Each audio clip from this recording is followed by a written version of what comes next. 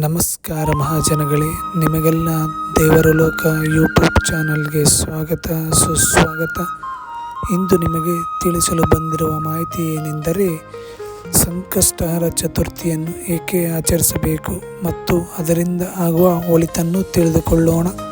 ಶ್ರೀ ವಿನಾಯಕ, ಏಕದಂತ, ಗಜಾನನ, ಗಣೇಶ, ವಿಘ್ನ ನಿವಾರಕ ಹೀಗೆ 10 ಹಲವಾರು ನಾಮಗಳಿವೆ. ಹಿಂದೂ ಸಂಪ್ರದಾಯದ ಪ್ರಕಾರ ಯಾವುದೇ ಪೂಜೆ, ಪುನಸ್ಕಾರ, ಹೋಮ, ಹವನ, ಯಜ್ಞಯಾದಿ ಮತ್ತು ಶುಭ ಸಂದರ್ಭದಲ್ಲಿ ಅಗ್ರಪೂಜೆ ಮಾಡುವುದು ಶ್ರೀ ವಿನಾಯಕನಿಗೆ. ಹಾಗೆಯೇ ಪ್ರತಿ ತಿಂಗಳು ಶ್ರೀ ವಿನಾಯಕನಿಗೆ ಮೀಸಲಿಡಲಾಗಿದೆ. ಆ ದಿನವೇ ಚತುರ್ಥಿ. ಹುಣ್ಣಿಮೆಯ ನಂತರ ಬರುವ ಚತುರ್ಥಿಯನ್ನು ಸಂಕಷ್ಟಹರ ಚತುರ್ಥಿ ಎಂದು ಹೇಳಲಾಗುತ್ತದೆ.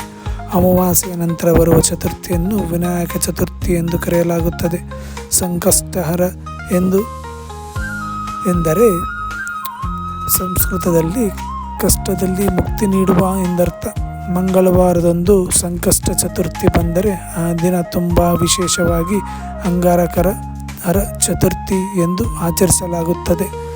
ಸಂಕಷ್ಟ ಚತುರ್ಥಿಯ ಹಿನ್ನೆಲೆ ಏನೆಂದರೆ, ಒಂದು ಮೂಲದ ಪ್ರಕಾರ ಮಹಾಶಿವನು ಎಲ್ಲ ದೇವಾನುದೇವತೆಗಳಿಂದ ಗಣಪತಿಗೆ ಮೊದಲ ಪೂಜೆ ಎಂದು ಘೋಷಿಸಿದ ದಿನ ಎಂದು ಹೇಳಲಾಗುತ್ತದೆ. ಹಾಗೆಯೇ ಮತ್ತೊಂದು ಮೂಲದ ಪ್ರಕಾರ ಸಂಕಷ್ಟ ಚತುರ್ಥಿ ಎಂದು ವಿಘ್ನ ನಿವಾರಕ ಗಣಪತಿಯು ಭಕ್ತರನ್ನು ನೋಡಲು ಧರೆಗಿಳಿದು ಬರುತ್ತಾನೆ ಎಂದು ನಂಬಿಕೆ. ಸಂಕಷ್ಟಹರ ಚತುರ್ಥಿ ಕನ್ನಡದಲ್ಲಿ ಸಂಕಷ್ಟಿ ಮತ್ತು ಸಂಕಷ್ಟಿ ವ್ರತ ಎಂದು ಕರೆಯಲಾಗುತ್ತದೆ. ಸಂಕಷ್ಟದಲ್ಲಿ ಉಪವಾಸ ವ್ರತ ಮಾಡಿದರೆ ತುಂಬ ಒಳ್ಳೆಯದು. ಬೆಳಗ್ಗೆ ಬೇಗ ಎದ್ದು ನಿತ್ಯ ಕರ್ಮಗಳನ್ನು ಮುಗಿಸಿಕೊಂಡು ಶುದ್ಧರಾಗಿ ಶ್ರದ್ಧಾಭಕ್ತಿಯಿಂದ ಗಣಪತಿಗೆ ಪ್ರಿಯವಾದ ಮೋದಕವನ್ನು, ಲಡ್ಡುಗಳನ್ನು ನೈವೇದ್ಯ ಮಾಡಿ ಗರಿಕೆ, ಹೂವು, ಧೂಪ ಎಲ್ಲವನ್ನೂ ಅರ್ಪಣೆ ಮಾಡಿ ಮಂಗಳಾರತಿ ಸಮೇತ ಪೂಜೆಯನ್ನು ಮಾಡಬೇಕು. ಇಲ್ಲವಾದಲ್ಲಿ ಹತ್ತಿರದ ಗಣಪತಿ ದೇವಸ್ಥಾನಕ್ಕೆ ಹೋಗಿ ದೇವರ ಆಶೀರ್ವಾದ ಪಡೆಯಬಹುದು. ಹಾಗೆಯೇ ಈ ಸಂದರ್ಭದಲ್ಲಿ ಗಣೇಶ ಅಷ್ಟೋತ್ತರ ಹಾಗೂ ಸಂಕಷ್ಟನಾಶ ಸ್ತೋತ್ರಗಳನ್ನು ಪಠಿಸಿದರೆ ತುಂಬ ಶುಭವಾಗುತ್ತದೆ.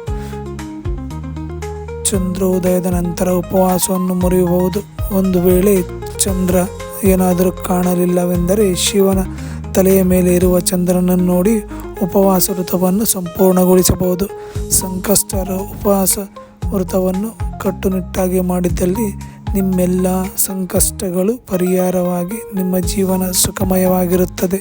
ಇನ್ನಷ್ಟು ಮಾಹಿತಿಯೊಂದಿಗೆ ಮತ್ತೆ ಸಿಗುವೆ. ಎಲ್ಲರಿಗೂ ಶುಭವಾಗಲಿ. ಧನ್ಯವಾದಗಳು.